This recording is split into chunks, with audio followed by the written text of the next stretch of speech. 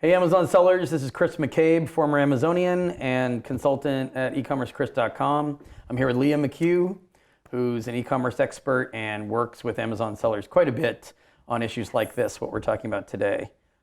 Safety complaints and the need to conduct quality control that will be sustained and meaningful, especially at a time when, of course, everybody's talking about safety. Big stories in the press about, and within Amazon as well, safety complaints that result in litigation and the potential for Amazon to be held liable for a marketplace seller's defective product, hazardous product, or even a counterfeit product that breaks and hurts somebody. There's a lot going on. So right, where and do Amazon is start? hypersensitive to this right now because they're getting a lot of bad press and a lot of pressure.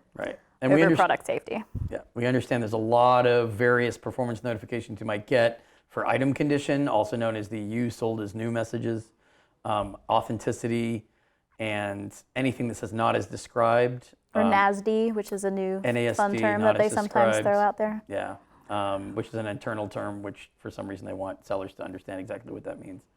And safety, just safety complaints, where they want you to be testing your products and demonstrating better quality control. So where do you, if you've already had a few of these, let's say, where would you even start? I would say if you have a few of them, the thing you should start with is pulling your inventory from FBA warehouses to have it all checked, because you can't afford to have any more if you've already received a few safety warnings. In fact, you're probably lucky that you're still selling if you've received a few safety warnings and they haven't suspended your account at this point.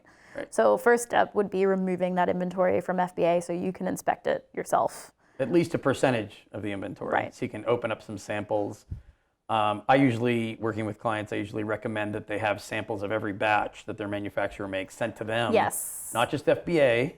And that's a big deal because a lot of people, quality control seems to stop after their first run of manufacturing, or even just their first run at selling a product. They'll check it the first time, assume that the product will continue to be exactly that way going forward forever, and they never get any of the products sent to them in the future. Every single batch of product that you're getting, you should be looking at least a percentage of them every single time to make sure that the quality is where it needs to be. You also need to make sure that the safety testing is continuous with the manufacturing.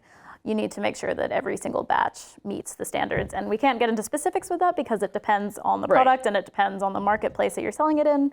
But you need to make sure that, or country. It's category or region specific, but don't just do it once. Right, you need to make sure that you're continuing to maintain those product safety standards. Ideally, you're not waiting for negative reviews to come in. Ideally, you're getting ahead of any safety issues before it's in a customer's hand, because you can't afford to have those. And it's also, I personally wouldn't want someone to die because they purchased my products. Health hazards or injury. It's a good idea, especially since I work on a lot of plans of action or appeals for people who have an ASIN that they lose due to safety complaints. It's a good idea to mention in the POA that you've sampled some inventory, you've got improved quality control. You probably want to do this for due diligence purposes anyway, to make sure that the manufacturer or supplier you're using for these items is maintaining specifications of those products and nothing's changed since the last time you visited the factory or the last time you inspected product, because otherwise things might change and you're not aware of it, and FBA is filling up with that kind of inventory that's prone to defect complaints, sometimes even authenticity complaints, which is a funny way of somebody complaining that the item quality isn't the same. Well, sometimes people assume that if something isn't working as it should, that it must be a counterfeit, particularly, again, because there's been a lot of press about how Amazon has a counterfeit problem on their marketplace. But I mean, this doesn't just apply to private label sellers. If you're a reseller, you should also be checking the quality of your products before you send them into Amazon. And this is an area where drop shippers also often never see what they're selling. It goes right to the customer. They've never touched it. So if you're drop shipping, absolutely do test buys regularly. You want to regularly be ordering the products from your drop shipper to make sure that the quality is there. And I think we're at the point now where it's clear to the public that Amazon knows they've got a problem with the Wall Street Journal story lately, but also safety complaints that could result in bad press, bad social media, bad PR of any kind. It only takes a handful of items to create a splashy story, and that's why they're going to be cracking down on any safety complaints.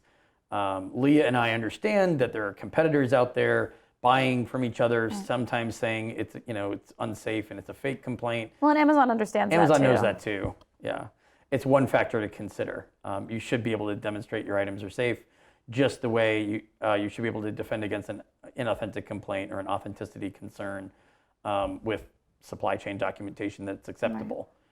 Even if it's a fake complaint for counterfeit, you should be able to disprove that in your appeal. And I think it's important that if you're getting safety complaints, don't default to assuming that it's a competitor trying to shut you down. Take those complaints seriously. Look at the products. If you look at the products and they're completely safe, maybe look at the packaging. Maybe the packaging isn't sufficient to get it to the customer in proper condition.